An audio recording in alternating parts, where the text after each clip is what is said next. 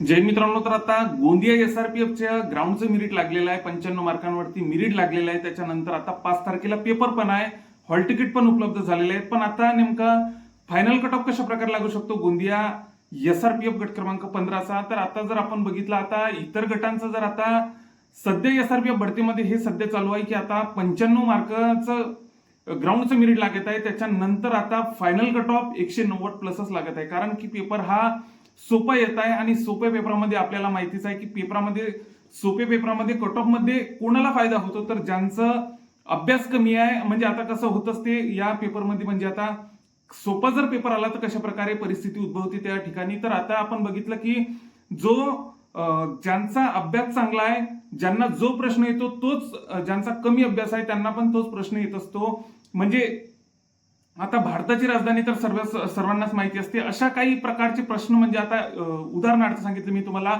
पण असे काही इतके सोपे प्रश्न असतात त्यामध्ये की बऱ्यापैकी आता इतके सोपे प्रश्न असतात की आता ते ज्यांचा अभ्यास चांगला आहे व ज्यांचा अभ्यास कमी आहे त्यांना दोघांना पण सेम प्रकारे अशा प्रकारचे प्रश्न त्यांना सोडवता येतात. तर आता अशा प्रश्नांमुळे आता काय होते, अशा पेपरामुळे काय होते, तर आता मेरिट खूप हाय जाते, 190 प्लस मेरिट जाते. आता ईडब्ल्यूएस जर कॅटेगरी आपण वगळली तर इतर सर्व कॅटेगरी आपल्याला 190 प्लस लागताना दिसतात. आता वडशाचा गट आपण बघितला, त्याच्यानंतर बऱ्यापैकी जर गट बघितले तर 190 क्रॉस झालेले आहेत. तर हा आता एक प्रकारचा अंदाज, म्हणजे आता तुम्हाला इतकी तरी आपल्याला टोटल करावीच लागणार आहे. 190च्या वरती आपल्याला पार 190 आपल्याला क्रॉस करावेच लागणार आहे. म्हणजे सोपा पेपर जर असला तर 190 क्रॉस करावे लागणार आहे. पण परिस्थिती बदलू शकते. जेव्हा पेपर जर टफ आला तर नक्कीच परिस्थिती बदलू शकते.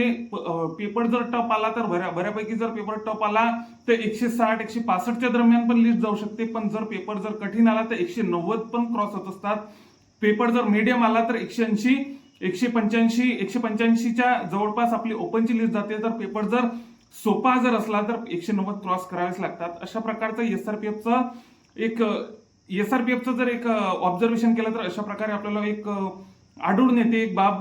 तर अशा प्रकारे पेपर जर सोपा असला तर तुम्हाला 190 क्रॉस करावेच लागणार आहे. पेपर जर मीडियम टाईप जर असला तर 180 178 क्रॉस करावे लागणार आहे. 184 85 ओपनचा कट ऑफ जाणार आहे. तर त्याच्यानंतर जर आता पेपर जर खूप काहीतरी कठीण असला तर 160 165 मार्कावरती पण मेरिट लागताना आपल्याला दिसणार आहे. तर अशा प्रकारे एसआरपीएफचं हे सर्व काही ऑब्झर्वेशन असते. तर आता गोंदिया एसआरपीएफ बद्दल तुम्ही या तिन्ही बाबींसाठी, आता तिन्ही पेपरांसाठी तुमची तयारी असायला पाहिजे. कोणत्याही कट ऑफ मध्ये आपल्याला बसावंच लागणार आहे. हा जर आपल्याकडून चान्स जर एसआरपीएफचा सुटला तर नक्कीच आपल्याला नेक्स्ट भरतीची वाट बघावी लागणार आहे. त्यामुळे जोरानं जितका होत असेल तितका आता सिली मिस्टेक होऊ देऊ नका. पेपर शांततेत सोडा मित्रांनो, कारण की हा जर चान्स गेला तर पुढच्या भरतीचीच वाट बघावी लागणार आहे. त्यामुळे शांततेत पेपर सोडवा व गोंदिया एसआरपीएफ बद्दलच्या ज्या काही समोर अपडेट येत राहतील व